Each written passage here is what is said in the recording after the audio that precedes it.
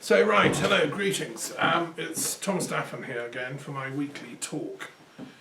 Today is the 19th of April, and we continue to be in this situation of planetary lockdown due to this virus, the coronavirus situation, and there continue to be rival theories as to where it's come from. I'm going to come to that at the very end of this talk. I want to start by just saying a few words about a dear friend of mine who's died overnight, who was a Tibetan Lama, Lama Gangchen, who I met in the 1990s. So my commiserations and so on to his Sangha, his friends. He ended up living in northern Italy. He was a very learned Lama, and what was interesting about him, a bit like Chogyam Trungpa, is he was interested in bringing Dharmic teachings into the West in a language that the West can understand. And so I met him because he was interested in mediation and peacemaking.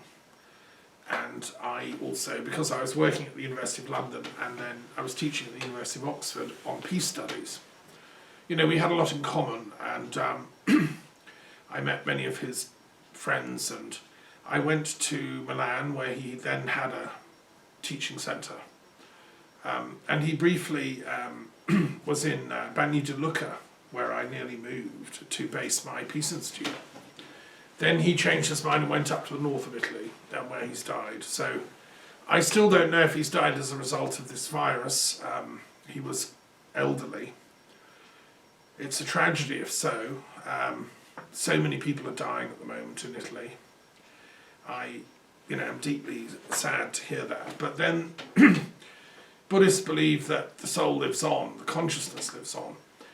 And it's a strange synchronicity. I've just today finished the last chapter of my commentary on the Dhammapada, which is one of the classic texts of Buddhism, one of the root texts. All the later schools of Buddhism, the Theravada in the different schools of Mahayana, he was from one particular lineage. They all go back to this root text at the time of the Dhammapada, about 300 BC. So a couple of hundred years after Buddha's death, this text was compiled, which I've been doing a detailed commentary on, which will be on my website. And it's my interpretation of what a Buddhist is, my translation of that term. The word buddhi in Sanskrit means an intellectual, an intellect, or the intellect, buddhi. So a Buddha is someone who's woken up their intellect, actually is what it means, right? And a Buddhist is someone who's like a cosmic intellectual. In other words, they use their higher mind, their intellect, not in the sense of lower mind, like logical stuff, but the highest intellect that we're capable of as human beings, our active intelligence, as Aristotle called it, which he said rightly is immortal. That doesn't die when you die. That is you. You take that with you. That's your highest mind. So your cosmic intellect is actually shared. It's a common reality. And this is why Buddha said there's no ego at the realm of cosmic intellect. There's no Lama Gangchen, there's no Thomas Daffern, there's no, Pope Francis. There's just cosmic intellect, which we're all emanations of. And this is the fundamental insight of Buddha, the cosmic intellect. And I think Lama Gangchen was someone else. He totally worked at that level. When we met, totally understood, even though I haven't seen him for 20 years. I mean, it's just so ridiculous how time flies. But he was a true teacher, a true cosmic intellect. And there are many today. I'm really heartfelt by seeing people posting things on YouTube, wonderful talks, channelings, downloads. I mean, the world is becoming peopled by cosmic intellectuals. There are amazing people out there. And even though they may not identify with the intellect, because it's got a bad name in the West, as a sort of system of rigorous thought that you have to plough through. Actually, you can get there direct through the heart. So the heart is also the locus of the cosmic intellect. Lama Gangchen was a very heart-centered teacher. He had many beautiful heart-centered disciples. So anyway, so yeah, commiserations, but the immortal side of the cosmic intellectual lives on. And this is why I'm working with the World Intellectual Forum, because that is a forum, assembly for cosmic intellectuals, if you want. Our duty is to try and shine that light for humanity, irrespective of the faith element that it comes through. That's like the stained glass window on the sacred space. There's a pyramid in Kazakhstan, in the great city called Astana, which was built by the former president of Kazakhstan, Nur Sultan, who was a great interfaith leader, and I'm going to come on to his contribution shortly. And he built, he's an amazing man. He became president of the independent Republic of Kazakhstan when the Soviet Union broke up. And then he tirelessly worked for the last 20 years or so for peace. He was a Muslim, a moderate Muslim, who believed that the Quran, as I do, is a text for peacemaking. And so he organised a world parliament of religions, an assembly of religious leaders for peace from all religions, including shamans, indigenous religions, Christians, Jews, whatever. And they met in Astana, and he purpose-built a venue for them, which is called the Palace of Peace and Reconciliation. And it's a pyramid shape. It was built by Norman Foster from London. It's one of the most amazing structures on the planet. And at the very top of the apex of the pyramid is a conference room where the delegates to this conference meet. There's a round table, like the Arthurian Knights of the Round Table. And then the walls, which are glass, have a beautiful paintings, I don't know if they're etched or painted on the glass, like stained glass, of doves of peace in flight. You can see this on Flickr or whatever, just type in Palace of Reconciliation, Astana. The city has been now named after the president. It's called, it's after his name, but Astana's the original name. And what an amazing venue to go and do interfaith stuff. It's a shame, I don't know if Lama Gangchen ever got there, but we've lost a very revered faith leader, and who tirelessly worked for peace. He set up the Lama Gangchen World Peace Foundation, which will continue. And he also suggested the idea of a spiritual assembly of world leaders at the United Nations to balance the House of Nations, the Security Council. He said, let's have a third assembly for spiritual leaders. And I wrote a forward to his work on that, which is still available. I still think that's a work that we should do. Okay, so now that brings me to my main point today. What I want to do is share a book I've just published, which has taken me a lot of work, actually. It's called A Little Book of Peace Declarations. Little Book of Peace Declarations. And the idea for doing it came to me because another dear friend of mine, who's Jain, Dr. S.L. Gandhi, who runs the Anuviva organization in India, which is an assembly of Jain lay people throughout the world, and not just Jains, people who adopt the path of non-violence. And it was founded at the request of Acharya Tulsi, who was one of the great Jain sages of our era, who I had the good fortune to meet in 1995 at the university in Ladnan, which he founded, which does master's degrees in non-violence and so on. It's a Jain university, the only one in the world, in Rajasthan. So this organisation that Dr. Gandhi runs has organised peace conferences since the 1990s, right up to the present time, in India, which I've been invited to about 4 or 5 times, and I've often written the declarations at the end of the conference.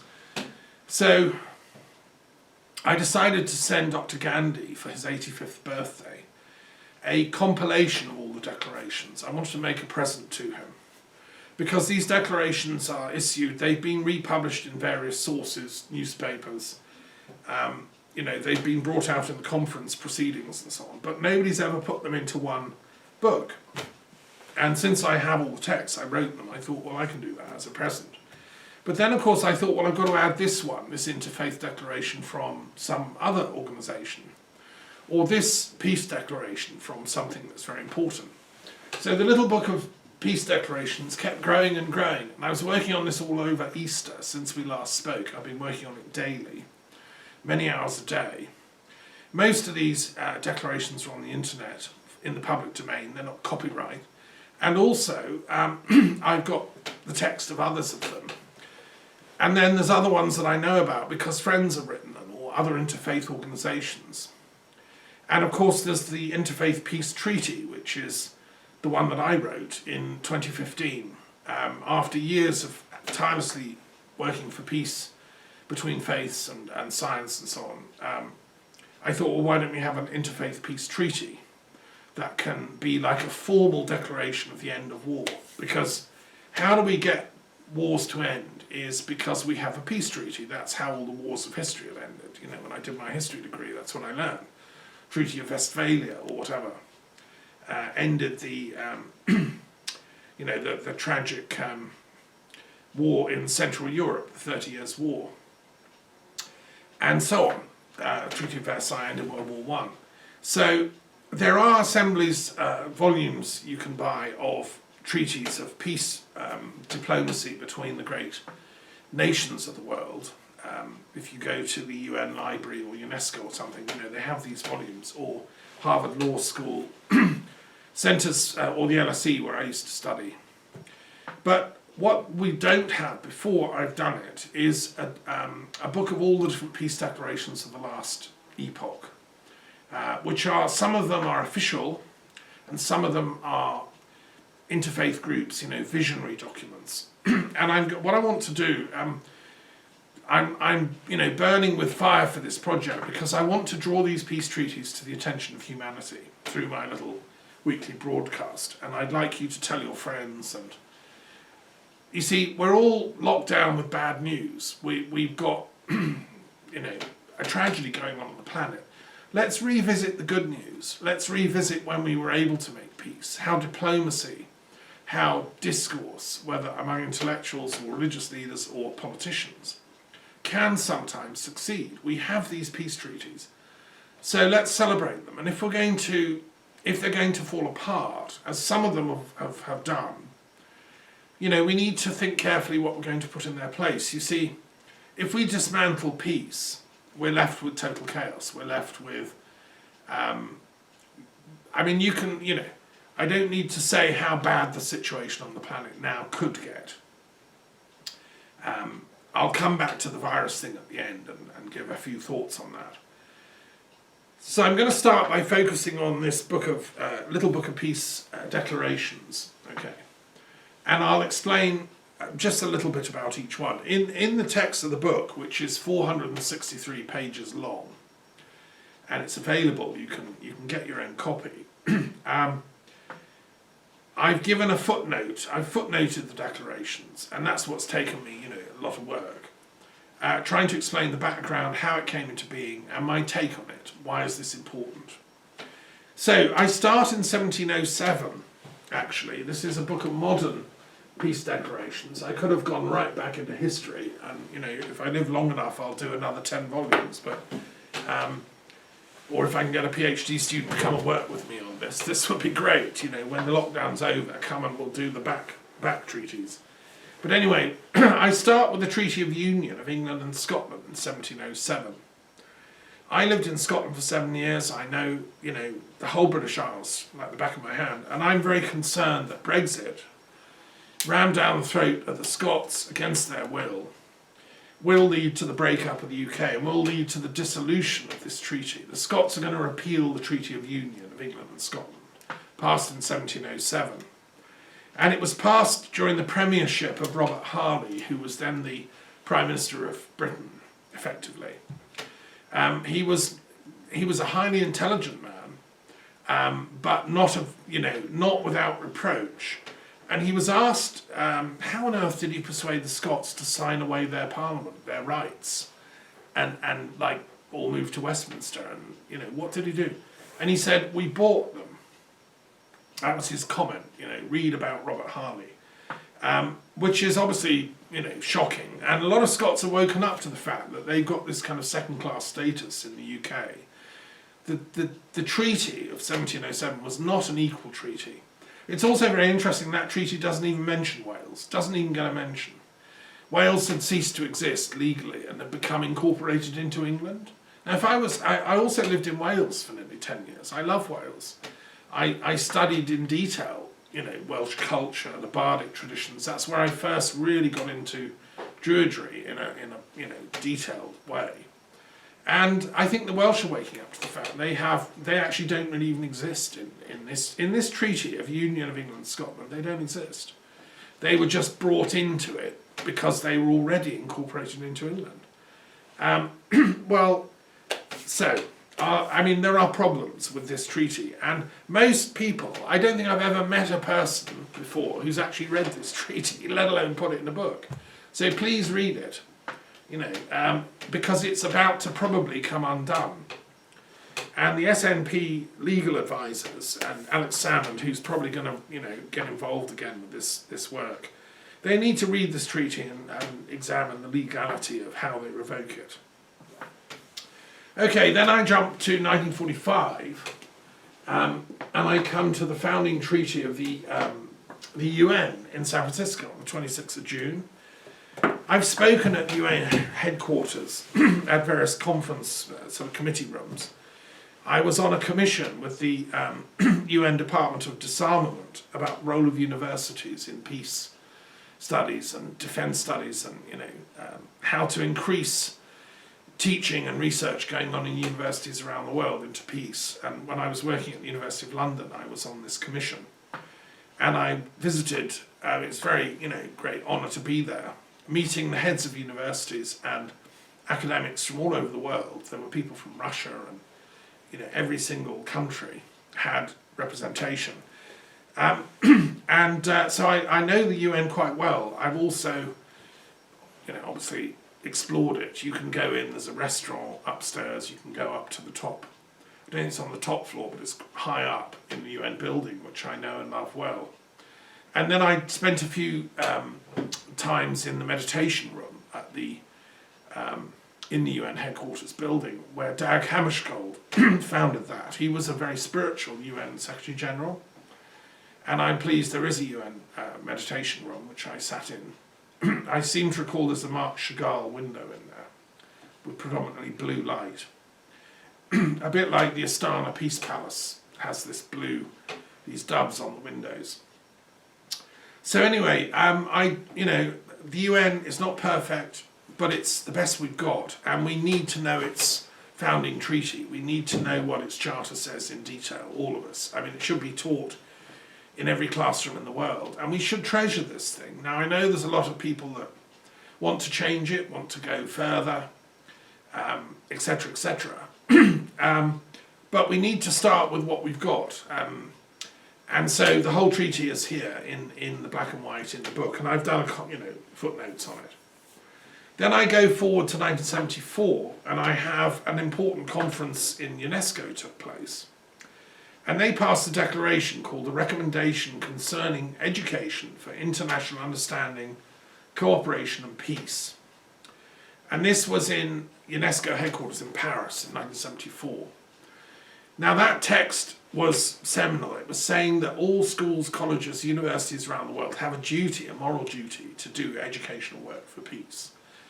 Because we as humanity need that. We're not going to survive unless peace is brought to the forefront of our attention. A lot of people blame the world's elites and say there's a sort of black cabal running the planet, and you can listen to people like David Icke and whatever, and they all say there's this evil Illuminati. I suspend judgment on the details. There are evil people in power at the top, yes. But I think more worrying is there's a lot of sleepwalkers in the masses, ordinary people who go through the school system, ordinary teachers who deliver the school system. What we're not doing is campaigning enough to get these these peace issues brought to the attention of our pupils and each other. I was head of citizenship in several schools in the UK, which was mandatory for schools, but I had to deal with heads and colleagues in the staff room who were cynical, sneering, oh, citizenship, just another nonsense, was the kind of attitude. And the trouble is that our school system is so biased now towards kind of business studies and technocracy and engineering and, the kind of technical fix idea, that the idea of citizenship, let alone global citizenship, is almost meaningless concept to many people in our societies. Well, I think it's, this needs reversing, and so that's why I put this very important declaration into the text of the book. And it's also important for me personally because as a result of this declaration in 1974, a group of academics came together at the University of London at the Institute of Education and founded a thing called the Mark Goldstein Memorial Trust, which I then worked with in the 1990s. They were trying to get a chair endowed at the University of London in education for peace, international understanding and cooperation. And they organised lectures, they had the Secretary General of UNESCO come, and I worked closely alongside them, on the Institute of Peace Studies project. They were parallel projects. And so, yes, and that all came about because of the 1974 declaration. Mark Goldstein was simply a London teacher in the East End who was a good teacher who loved educating with passion and who really believed in peace and international understanding. There are teachers like that still. And whether they're teaching history or RE or you can do it through many media, geography. Norman Graves was Professor of Geographical Education at the Institute of Education. He was a trustee of this, along with Jagdish Gundara, who was an expert in multicultural education, and Tony Weaver, who was my colleague, who was an expert in nonviolence education. So it was a great honour, in my 20s to be working with these people at this level, and they influenced me a great deal. Okay, then we come tonight, but no one ever reads the Declaration, right? So I put it in full. Then we come to 1975, the next year. And this is incredibly important for our current condition. This was the first really big peace treaty ever signed by the world's, countries. And it was drafted mainly in London by British Foreign Office experts. It's one of the best things we ever did. It's called the Convention on the Prohibition of the Development, Production and Stockpiling of Bacteriological, Biological and Toxin Weapons and on their Destruction, 1975. And it created a protocol whereby states agreed not to develop biological weapons, to develop biowarfare capacities. And there were consequences if they did. And there were mechanisms put in place in that treaty to inspect if one thought that a state was breaking the treaty. Well, it's kind of important, this, because this is the treaty under which, if it turns out that some state somewhere has actually designed this coronavirus, and there are people that say it shows evidence of having been bioengineered, this S spike that makes it lock into human cells is so weirdly apposite that it seems to be artificially engineered. Well, somebody's made it in some lab somewhere, in some country. And, the fact that it mainly broke out in China doesn't mean it's in China. It could be somewhere else, and it was planted. We don't know, do we? Well, this treaty is the context under which we can find out, because this treaty gives the UN, through the Secretary General, Guterres, the authority to inspect every single biological warfare capacity lab on the planet, and to send in a team to say, look, oi, did you make this coronavirus? Show us your record book. Who are your scientists? And I have written to the responsible bodies to say, get on with this. This should be done for us. Here we are on planetary lockdown. They should have done this 3 months ago, right? I can only think that the diplomats we have at the moment, if you look at the UK, say, the quality of the people, the quality of their intellects, the Boris Johnsons, the Rabs, all these people, is so minuscule. I'm sorry to have to say this.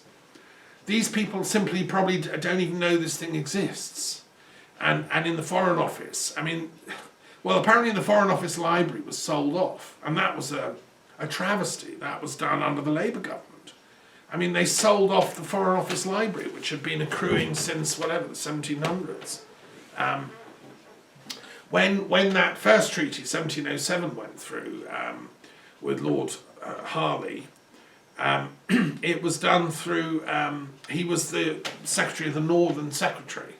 In those days, the Foreign Office was divided into two parts, the Southern Secretary and the Northern Secretary. The Northern Secretary dealt with Scottish affairs, Scandinavia, Germany, and actually Hanover, which was then part of the UK, part of Britain. And then the Southern Secretary dealt with southern countries, France, Spain, Italy, but also Ireland, interestingly. It's as if they lumped the Catholic ones together. And then it became one body, and so the library developed, but then they sold it off. So these people probably don't even have anyone that remembers all these treaties we've signed. They certainly act as if they don't. So I would recommend, I mean, I have been to meetings in the Foreign Office. I used to go as a leader of the NGO that I run, the Institute of Peace Studies. I was on, an invite list to discuss the Helsinki process and peace back in the 90s when I lived in London. Anyway, read that treaty, it's here in the book, and let's get the UN actually earning its pay grade, and let's get British diplomats demanding that the UN get these inspections underway, and the French should do the same, the Americans, India, people have a right to know what's going on, and the symbolism of this is very important. We, the people, should be able to inspect what our military lot and our scientists are up to behind our backs. What are they actually doing in Portendown? What are they actually doing in Fort Detrick? What are they actually doing in the Wuhan Virology Lab? We, the people, have the right to know that now. And this is part of a democratic fight back on the basis of knowledge. I'm giving you the tools to make this fight back here by reminding us all what these treaties are and declarations. Okay, then we have, in 1987, moving ahead, a very important treaty, which I remember well when it broke out in 1987, with Gorbachev and Reagan signing. It was really the first anti-nuclear weapons treaty that had been signed for a very long time. And it's called the Treaty between the US and the USSR on the elimination of their intermediate range and shorter range missiles.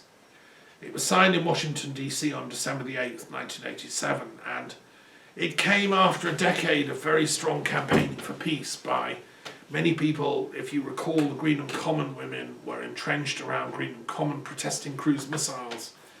All over Germany they were doing the same. And in the Hunsrück there'd been a huge peace declaration, a gathering at a military base. And people were saying enough is enough. We don't want Europe to become a battleground between these two superpowers letting off their military rockets.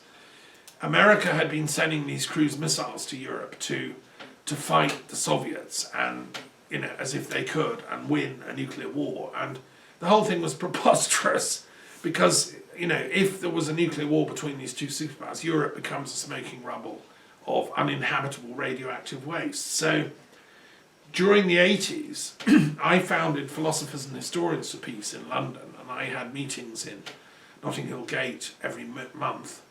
And then I was researching also at the University of London for my degree. And we were very active in, I think, bringing about this treaty, creating a groundswell. I was with the philosophical and intellectual wing, but there were other active peace movement groups all over the UK, and but we haven't finished the job. We got that treaty in because in those days politicians actually seemed to listen to public opinion. Then the next year, 1988, the University of London, I had just graduated that year, issued a declaration to investigate setting up an Institute of Peace Studies at the University of London. And, I discovered this through my mother. I've given the declaration in detail in the book. Not many people know about it, unless you're a London graduate who happened to be around in the 1980s. You probably don't know about it. It was declared by the Convocation, which is the body of all graduates of the university. Most universities have a sort of a convocation for former graduates, because once you've graduated from a university, you still have affection ties with that institution, and you still want to help its well-being. Some universities see this as just a sort of alumni pool that you can ask for funding from. But others realise actually they can ask for intellectual input. And London did that. And so this thing was set up. And the next year a committee was formed of the great and the good, who were London alumni. Many Nobel Prize winners, members of the Royal Society, senior professors who were not necessarily living in Britain even. They were scattered around the world. This body came together to say, let's have this institute in the University of London. And I was appointed, after a somewhat rigorous selection process of other people, I was appointed to the job to bring this thing into being. And I worked tirelessly at it in the Institute of Education. And that's what got me really professionally engaged with the question of peace studies. I'd been active and, as a sort of freelance intellectual. But now I was engaged institutionally within the University of London sector to research and understand how other universities have set up peace studies centres, but also what's the intellectual thinking going into them. And I met many of the leading thinkers in this whole field worldwide. I travelled both in Russia and America and parts of the Middle East and all over Europe, interviewing and recording interviews with leading professors, many of whom are dead. I have all the archives and stuff. And then in 1991, I published the feasibility study and then launched the institute. So that's what I'm still director of, effectively. Okay, and so the background is given in that. The next treaty or declaration is called the Charter of Paris from 1990. And that came at the end of that decade. We'd all been working flat out for peace. As I say, I was now working at the University of London on the staff, going around Europe interviewing people. 1990 was a historic year. It's when I went to Prague for the first time, to the Helsinki Citizens Assembly with Mary Kaldor and others. And I also went to Berlin, I think for the first time. It was just opened. The Berlin Wall was just come down, and I was able to go and walk around the streets of Berlin and go to the famous Humboldt University, where Hegel had been professor of philosophy. This was a very moving experience for me. And it was fascinating. I shared a train ride into Berlin with Grateful Dead fans. They were all going to a Grateful Dead concert that was playing in Berlin for the first ever time, right? And it was historic. And this treaty ended the Cold War in Europe. It took place in Paris. Now, many people don't even know about this treaty. They've never read it. I give the whole text. And the Soviet Union and America and all European countries signed this thing. And basically we made a commitment to work for peace from that moment forth, that we would cease to do our sort of Cold War warriorship. It was such an important treaty, I can't tell you how important. And it made us all so happy, right? Because we were trying to save our continent from being blasted to smithereens by nuclear weapons.